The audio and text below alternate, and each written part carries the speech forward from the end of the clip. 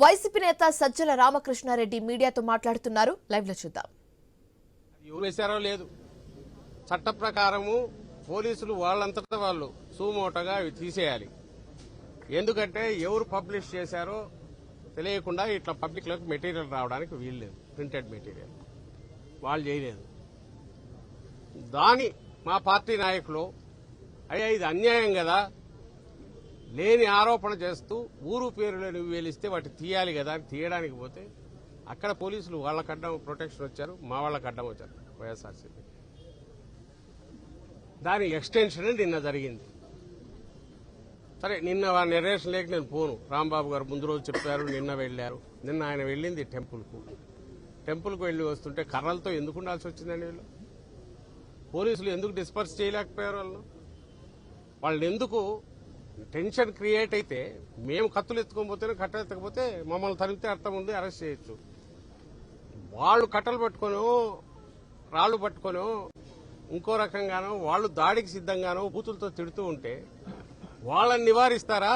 వాళ్ళతో ఎందుకు మీరు పోండి సార్ అని చెప్పి ఇటు పక్క నుంచి మమ్మల్ని పంపిస్తారా?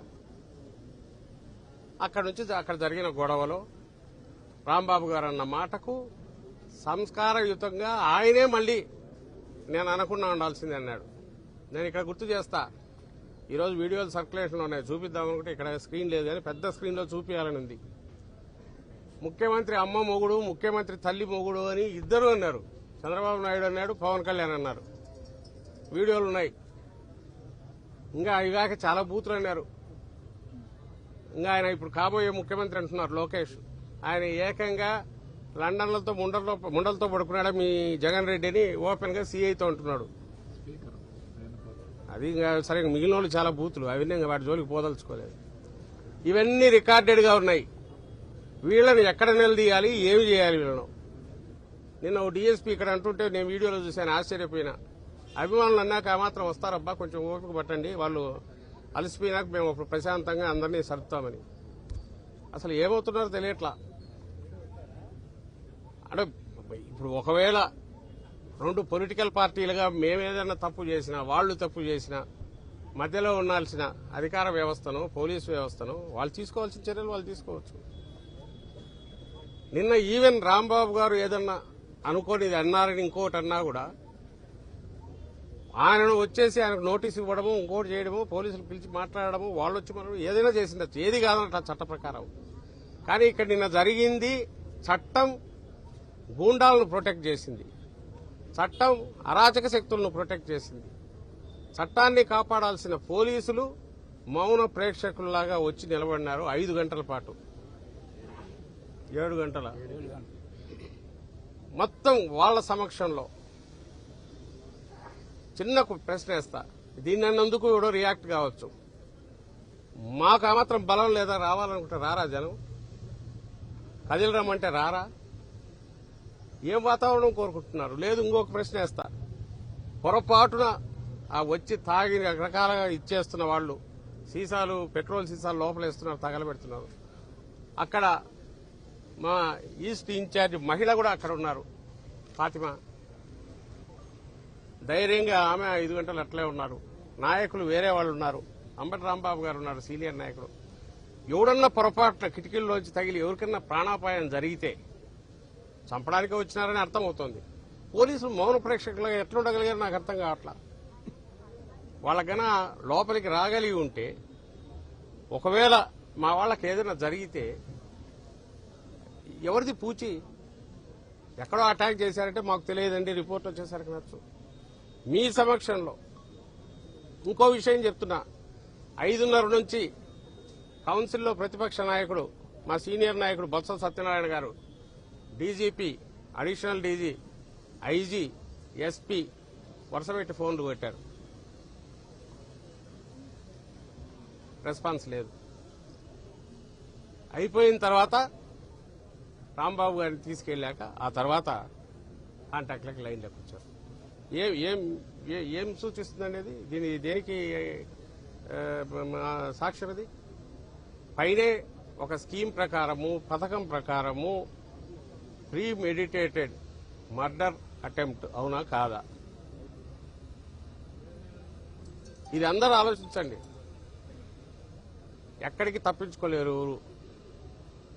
ఇప్పుడు మేము డెమోక్రటిక్గా మా నాయకుడు ఈరోజు వస్తానంటే మేమే వద్దన్నాం, జగన్మోహన్ రెడ్డి గారు వస్తారంటే.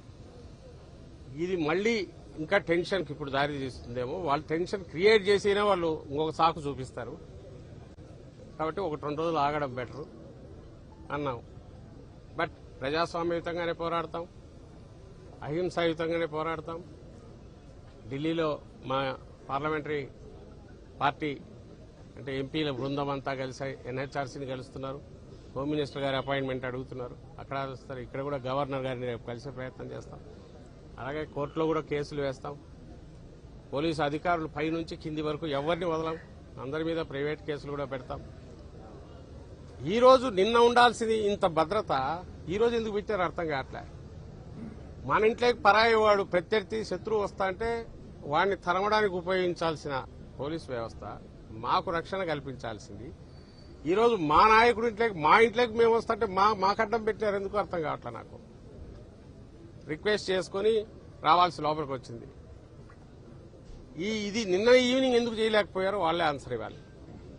డీజీపీ గారి దగ్గర నుంచి కింది వరకు వాళ్లే ఆన్సర్ ఇవ్వాలి.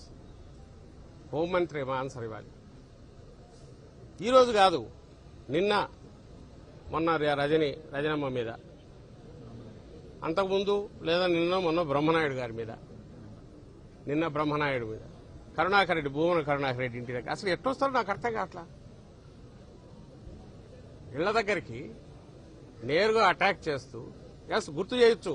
ఆ రోజు టీడీపీ ఆఫీస్ కని మళ్ళీ చెప్తున్నా, టీడీపీ ఆఫీస్కి ఆ రోజు వైఎస్ఆర్సీపీ నాయకులు ఎవరు పోలే. ఇక్కడ ఎమ్మెల్యే వచ్చి నిలబడినారు. నాకు తెలిసి మిగిలిన నాయకులు కూడా ఈ సందులోనే ఎక్కడో ఉండిండాలి. అప్పుడు ఎక్కడో ఇక్కడే ఉన్నారు. అందరూ ఎమ్మెల్యేలు, సీనియర్ నాయకులు ఉండిండాలి. అప్పుడు ఒక జరగల. ఆ రోజు అందులో మళ్ళీ గుర్తు చేస్తున్నా, ఇది ప్రజలు కూడా తెలియాల. ఆ రోజు ఆ పట్టాభి అనే వ్యక్తి మాట్లాడిన బూతు మాట ఆవేశంలో వచ్చింది కాదు. ఎవడో ఎదురెదురు నిన్నట్లాగా ఆ స్పర్ ఆఫ్ ది మూవ్మెంట్ లో కోపంలో వచ్చింది కాదు. చాలా కూల్ గా 10 సార్లు రిపీట్ చేశాడు బోసుడికే అని. ఎవరిని? ముఖ్యమంత్రి. దాని మీద ఆవేశంగా పోయిన దానికి సంబంధించినంత వరకు కేసు అప్పుడే పెట్టాము. అది అయ్యింది, ఏం కాదు. తర్వాత జోగి రమేష్ వెళ్ళాడు. అక్కడ వెళ్లి వాళ్ళు అటాక్ ఈయన మీద చేశారు. అసలు ఇంటి వరకు ఎక్కడ ఫర్లాంగ్ దూరంలో ఎక్కడో వాళ్లే అటాక్ చేశారు. ఈయన కత్తులు కటాలు తీసుకొని పోలే. ఓ పెద్ద 1000 మందిని తీసుకువచ్చి అక్కడే వీరంగం చేయలే. చంద్రబాబు నాయుడు గారికి ఫస్ట్ నుంచి ఉన్న లక్ష్యం హింసను క్రియేట్ చేయడం. అపోజిషన్ లో ఉన్నప్పుడు అదే చేశాడు. అందరికి గుర్తుంటుంది. ఆ పుంగనూరు దగ్గర రెచ్చగొట్టి ఒక్కొక్కటి ఆయన తిట్టది. ఆ తర్వాత పోలీసు బస్సులు, ఇదే పోలీసు వ్యవస్థ. ఆ రోజు గౌరవంగా చూసాం, ఈ రోజు గౌరవంగా చూస్తున్నాం. ఆ రోజు హద్దులు దాసి వాళ్ళ ఊరిని వాడుకోలే.